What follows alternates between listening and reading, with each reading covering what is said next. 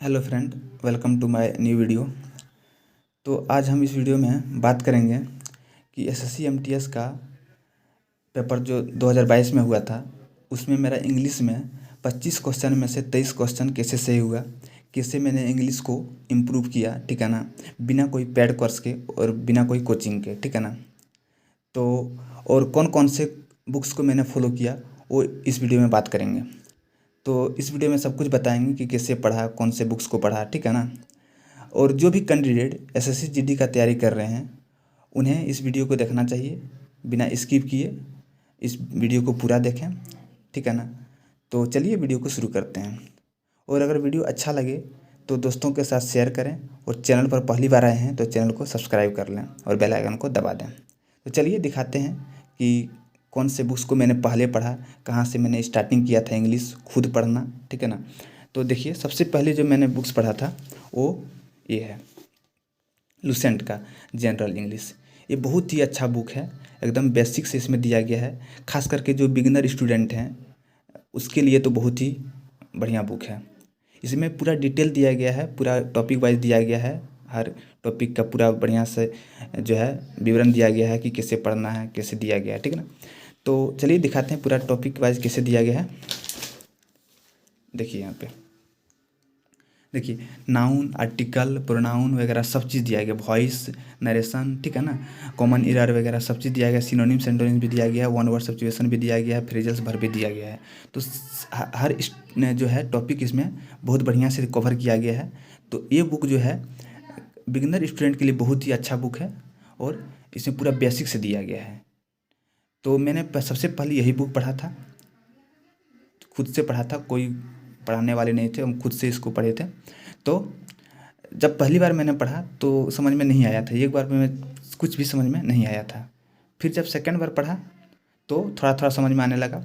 फिर जब तीसरी बार पढ़ा तो बहुत बढ़िया से जो है समझ में आ गया था। यानी कि मैं इस किताब को जो है 3 बार पढ़ा हूँ, तब कुछ कुछ अच्छा से समझ में आया था। 3 बार पढ़ने के बाद इसको एक बार और रिवीजन किया था, यानी कि कुल मिलाकर के 4 बार हो गया था। तो 4 बार इस किताब को मैंने पढ़ा था। इस किताब को ख़त्म करने के बाद मैंने दूसरा इंग्लिश का बुक लिया, वो भी दिखाते हैं कि कौन सा लिया था, ठीक ना। तो चलिए उस बुक को दिखाते हैं। देखिए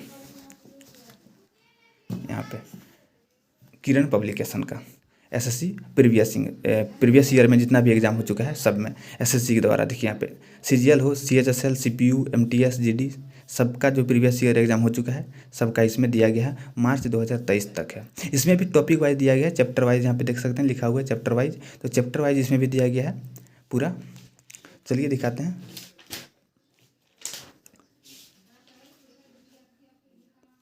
देखिए कॉमन एरर है, इम्प्रूवमेंट ऑफ सेंटेंस है, ट्रांसफॉर्मेशन ऑफ सेंटेंस है, direct indirect, fill in the blanks, synonyms, antonyms, one word situation, idioms, phrases, मतलब कि सारा चीज़ दिया है। क्लॉज टेस्ट, जो कि बहुत लोगों का डाउट होता है इसमें, ठीक है ना।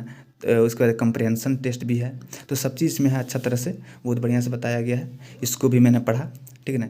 इसको पढ़ने के बाद इसको भी जो है, इस किताब को भी मैंने लगभग 2 बार ख़त्म किया है। तो हर चैप्टर को नहीं किए हैं, लेकिन जो भी किए हैं 2-2 बार ख़त्म कर चुके हैं। कुछ कुछ बाकी रह गया है, उसको भी ख़त्म करेंगे। तो इसको ख़त्म करने के बाद मैंने टेस्ट लगाया। टेस्ट कैसे लगाया वो भी बता देते हैं। सबसे पहले तो सेक्शनल टेस्ट लगाना है आपको, जो है बायजूस चाहे टेक्स्ट बुक दोनों में मिल जाएगा सेक्शनल टेस्ट। इंग्लिश का सबका होता है, English, GK, GS, math, reasoning सबका होता है। तो मैंने इंग्लिश का सेक्शनल टेस्ट लगाया था, और उस टेस्ट को लगाने के बाद एनालिसिस बहुत बढ़िया से किया, तो जा कर के इंग्लिश में कुछ सुधार होगा। यानी कि एनालिसिस करना बहुत ही ज़रूरी है। कोई भी टेस्ट देते हैं तो चाहे वो इंग्लिश का हो, चाहे वो मैथ का हो, चाहे वो जीके जीएस का हो, चाहे वो रीजनिंग का हो। तो मैंने लगभग 100 से ज़्यादा सेक्शनल टेस्ट दिया है सिर्फ इंग्लिश का, सिर्फ और सिर्फ इंग्लिश का 100 से ज़्यादा सेक्शनल टेस्ट दिया है, और उसको एनालिसिस बहुत बढ़िया से किए हैं। तब जा कर के इंग्लिश में नंबर इंक्रीज होता है, ठीक है ना। उसके बाद इस किताब को अभी भी हम रिपीट करते रहते हैं, क्योंकि सारा वर्ड जो है उसको याद रखने के लिए रिपीट करना पड़ता है। इंग्लिश में बहुत सारा रूल होता है, उसको भी याद रखने के लिए रिपीट करना पड़ता है, ठीक है ना।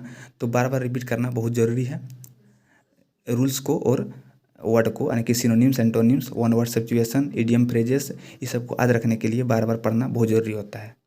तो बार बार पढ़ते रहें, रिवीजन करते रहें, और जो भी टेस्ट लगाएंगे चाहे वो सेक्शनल टेस्ट हो चाहे वो पूरा मॉक टेस्ट हो, उसको बढ़िया से एनालिसिस करना ज़रूरी है। एनालिसिस नहीं करेंगे तो भूल जाते हैं, और नया नया चीज़ मिलता है एनालिसिस करने पे, नया नया कुछ रूल मिलता है, नया नया वर्ड भी मिलता है, इसलिए एनालिसिस करना और मॉक टेस्ट लगाना बहुत ही ज़रूरी होता है।